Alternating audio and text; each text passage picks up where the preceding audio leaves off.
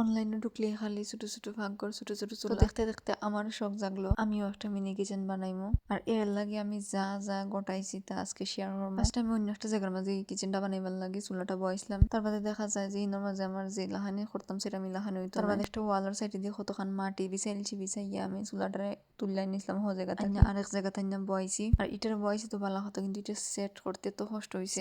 আমি সুন্দর মতো এটারে চুলাটারে খাইটাম, ভিতরটা একটু বড় করা যাতে লাকড়িটা একটু বেশি আমার আগুনটা হয় আর সুন্দর লাগে দিলে চিনিছি দিয়ে মাটি দিয়া। তার বাদে আমি সুন্দর হইরা সাইডটা লেপি লিছি, লেপিয়া এটারে আমি একটু টানা বাদে ওটারে একটু চিকন হয়ে দিমু।